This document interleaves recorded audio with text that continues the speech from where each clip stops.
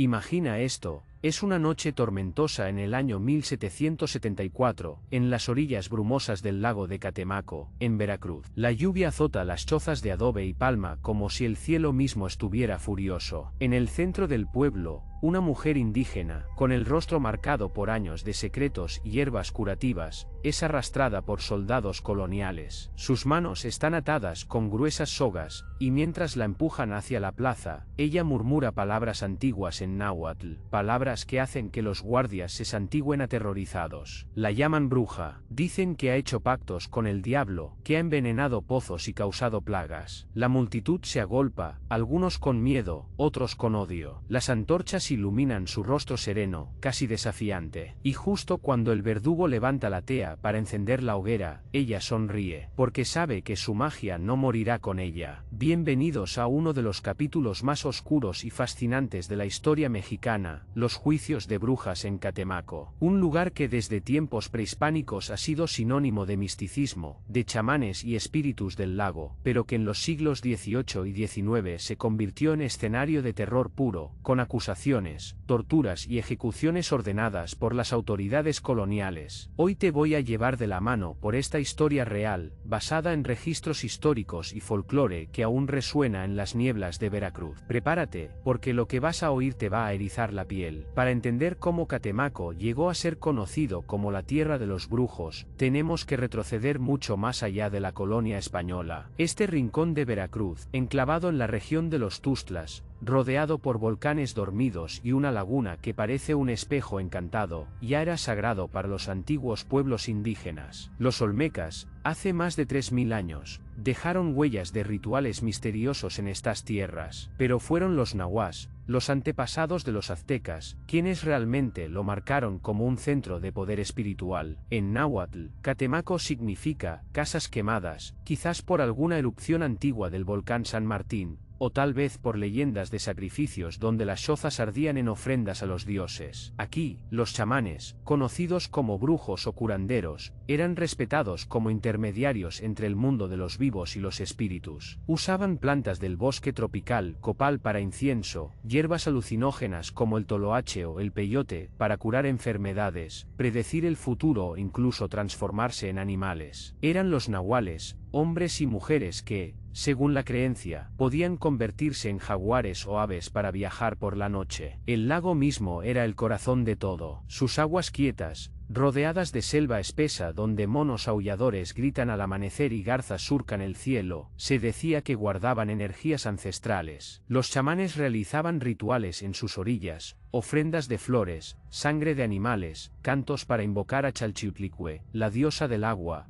o a Tezcatlipoca, el espejo humeante que veía todo. No era brujería maligna para ellos, era equilibrio, sanación, conexión con la naturaleza. Pero cuando llegaron los españoles en el siglo XVI, todo cambió. La conquista trajo no solo espadas y cruces, sino una visión del mundo que no toleraba lo diferente. Los frailes evangelizadores vieron en estos rituales indígenas el trabajo del demonio. La Inquisición española, que ya perseguía herejías en Europa, se extendió a la Nueva España. Aunque la Inquisición mexicana, establecida formalmente en 1571, se enfocaba más en judíos conversos, protestantes y blasfemos, también vigilaba las supersticiones indígenas y africanas. Porque con los conquistadores vinieron miles de esclavos traídos de África, muchos de Congo, Angola o Yoruba, que trajeron sus propias tradiciones, la santería, el vudú, rituales con orisas que se disfrazaban de santos católicos para sobrevivir. En Veracruz, puerto principal de entrada, este choque cultural fue explosivo. Indígenas, africanos y españoles mestizos crearon un sincretismo único. La Virgen de Guadalupe se mezclaba con diosas prehispánicas, los santos católicos ocultaban espíritus africanos. Pero para la Iglesia y las autoridades coloniales, esto era idolatría, pacto con el diablo. Los curanderos que usaban hierbas para amarres amorosos o maleficios eran acusados de brujería, y Catemaco, por su aislamiento en la sierra, rodeado de jungla impenetrable, se convirtió en refugio para estos practicantes. Aquí, lejos de los ojos de México City, las tradiciones sobrevivieron en secreto. En el siglo XVIII, con la colonia ya consolidada, las tensiones explotaron. Epidemias, sequías, fracasos en las cosechas, todo se atribuía a hechizos. Los hacendados españoles, que controlaban las tierras fértiles alrededor del lago, temían a los indígenas y mestizos que conocían los secretos de la selva. Un curandero que sanaba a un enfermo con rituales no católicos podía ser visto como aliado del demonio. Y así empezaron las acusaciones formales. Registros del Archivo General de la Nación muestran casos dispersos en Veracruz, mujeres mulatas acusadas de volar por los tejados, hombres que invocaban espíritus para dañar ganado. Aunque no hay un gran auto de fe específico en Catemaco como en Europa, las autoridades locales, alcaldes, sacerdotes y comisarios de la Inquisición actuaban con mano dura. Torturas como el potro o el agua para extraer confesiones, procesiones públicas de penitencia, y en casos extremos, ejecuciones. Una de las historias que más se susurra aún en Catemaco es la de María la Nahuala, una curandera mestiza del siglo XVIII. María vivía en una choza al borde del lago, recogiendo hierbas al amanecer, cuando la niebla cubre el agua como un velo fantasmal.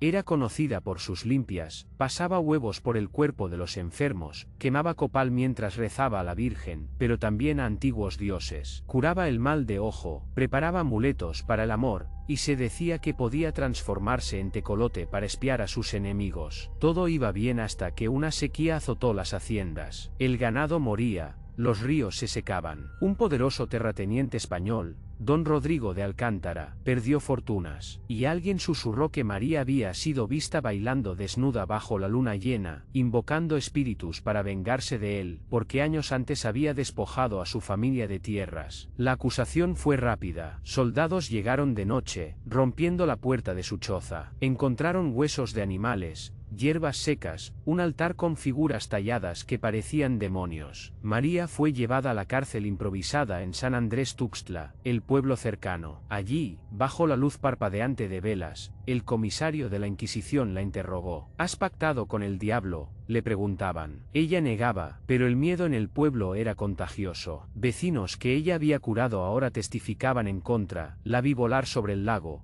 Me dio una poción que me hizo soñar con serpientes. La tortura vino después, atada al potro, sus huesos crujiendo mientras la estiraban, agua vertida por la nariz hasta casi ahogarla. Finalmente, confesó, pactos, vuelos nocturnos, maleficios. Su castigo fue público, una procesión por las calles de Catemaco, con San Benito, esa túnica de penitencia amarilla con demonios pintados, y luego azotes en la plaza. No la quemaron, la Inquisición mexicana era menos sangrienta que la europea, pero su vida quedó destruida. Exiliada, se dice que regresó en secreto y siguió practicando hasta morir vieja, susurrando que la verdadera magia nunca se apaga. Casos como el de María se repitieron a lo largo del siglo XVIII y XIX. En 1793, durante una epidemia de fiebres en la región, varias mujeres fueron acusadas de envenenar con polvos mágicos. Un brujo africano, descendiente de esclavos, fue torturado por supuestamente causar tormentas con rituales yoruba. Los documentos hablan de confesiones extraídas bajo durez. Admitió haber volado al Sabbat en el Cerro del Mono Blanco, ese monte sagrado que domina el lago. El siglo XIX trajo cambios. México independiente abolió la Inquisición en 1820, pero las supersticiones no desaparecieron. Al contrario, con las guerras y la inestabilidad, las acusaciones de brujería se volvieron vigilante justicia. Linchamientos disfrazados de justicia divina. En Catemaco, el folclore cuenta de ejecuciones informales, brujos colgados de ceibas antiguas, sus cuerpos dejados como advertencia. Pero aquí viene lo inquietante: a pesar de la persecución, la tradición sobrevivió. Los brujos se escondieron, mezclando más su magia con el catolicismo. La Virgen del Carmen, patrona de Catemaco, se convirtió en protectora de los curanderos, y el lago siguió siendo el centro. Rituales secretos en islas ocultas, donde el agua parece susurrar nombres olvidados. Uno de los casos más escalofriantes del siglo XIX involucra a un brujo llamado Juan el Africano, descendiente de esclavos que habían escapado de las plantaciones de azúcar en Veracruz. Juan vivía en una cabaña oculta en la selva, cerca de la cascada de Yipantla, donde el agua cae con un rugido ensordecedor que ahoga los secretos. Era un santero, experto en rituales afromexicanos, usaba velas negras para invocar a Elegua, el orisa de los caminos, y preparaba baños con hierbas para protección. Los aldeanos lo buscaban en secreto para curar dolencias que los médicos coloniales no entendían, sustos del alma, envidias que causaban enfermedades. Pero en 1832, tras la independencia de México, cuando las leyes liberales empezaban a cuestionar las viejas persecuciones, una tormenta perfecta azotó Catemaco. Una serie de muertes misteriosas, niños que se marchitaban sin razón, ganado que amanecía con los ojos vidriosos, desató el pánico. Un sacerdote local, el padre Ignacio, un hombre de ojos hundidos y fe fanática, predicaba en la iglesia de adobe que el diablo andaba suelto. Los brujos nos maldicen, gritaba, y señalaba a Juan como culpable. Dicen que el padre había visto a Juan en el bosque, bailando alrededor de un fuego con máscaras de animales, susurrando en lenguas africanas que sonaban como truenos lejanos. La captura fue brutal. Un grupo de vigilantes, armados con machetes y crucifijos, irrumpió en su cabaña al anochecer. Encontraron altares con santos católicos mezclados con figuras de madera talladas como dioses yoruba, Yemayá junto a la Virgen del Mar. Juan fue arrastrado a la plaza de Catemaco,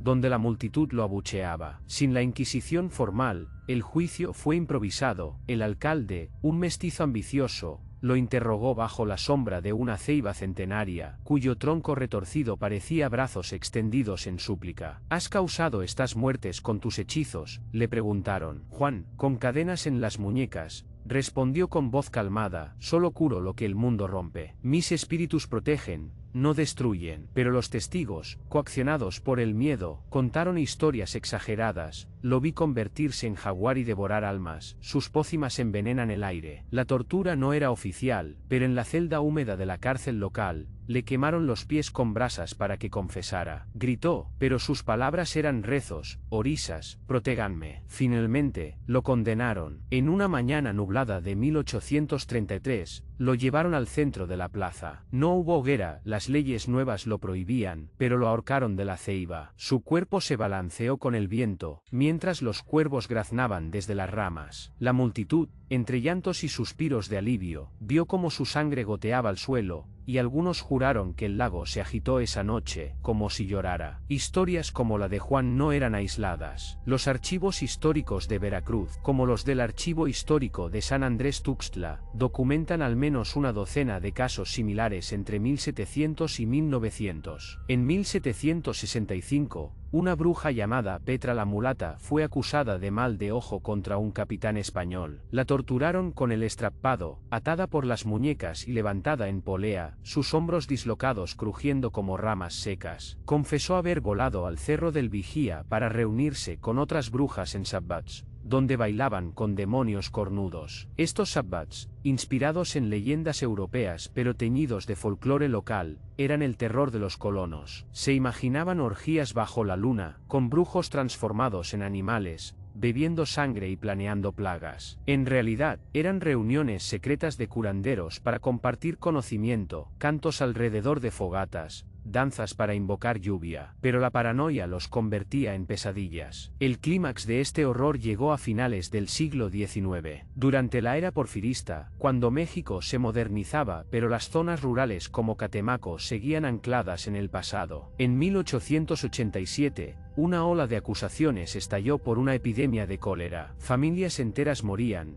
y el pánico culpaba a los brujos. Un grupo de 5, 3 mujeres y 2 hombres, todos indígenas nahuas, fueron arrestados. Sus nombres: Rosalía, Antonia, Manuel, y los hermanos Tomás y Elena. Rosalía era la líder, una anciana con ojos como pozos negros, que vivía en una isla del lago accesible solo por canoa. Allí, en cuevas ocultas por enredaderas, realizaba limpias con humo de copal que olía a resina quemada y misterios antiguos. La acusaron de haber causado el cólera con un maleficio colectivo. En el juicio, en un tribunal improvisado en Catemaco, los testigos describieron visiones: las vi remando al atardecer, susurrando maldiciones al agua. La tortura fue sádica, agua forzada por la garganta hasta que vomitaban confesiones. Sí, pactamos con el nahual, dijeron, describiendo espíritus que emergían del lago como niebla viviente. El castigo fue ejemplar: una procesión pública, con los acusados cargando cruces pesadas, sus pies sangrando en el camino empedrado. Luego, en la plaza, 2 fueron azotados hasta la muerte, los otros, exiliados a trabajos forzados en minas lejanas. Pero el momento más dramático fue la ejecución de Rosalía. Atada a un poste frente al lago, la garrotearon, ese instrumento cruel que apretaba el cuello con un tornillo. Mientras el verdugo giraba, ella miró al agua y murmuró: «El lago me vengará». Y esa noche, una tormenta inusual azotó Catemaco, relámpagos iluminaban figuras espectrales en las olas, y los aldeanos juraron oír llantos de espíritus. Con el siglo XX acercándose, las ejecuciones formales disminuyeron. La Revolución Mexicana de 1910 trajo ideas de igualdad, y las supersticiones se relegaron a folclore. Pero el legado perdura. Catemaco nunca olvidó. Hoy, es la capital de la brujería, en México, con un mercado anual de brujos donde curanderos venden amuletos y realizan limpias para turistas. El lago, aún místico, atrae a seekers de todo el mundo, pero en las noches quietas, se dice que los fantasmas de los ejecutados susurran en la brisa. Piensa en eso, ¿fue brujería real, o solo el miedo a lo desconocido? Las autoridades coloniales mataron inocentes en nombre de Dios, destruyendo culturas ancestrales. Pero la magia sobrevivió, disfrazada, resiliente. Si visitas Catemaco, siente el aire húmedo, oye el chapoteo del agua, y pregúntate si esos murmullos son solo el viento.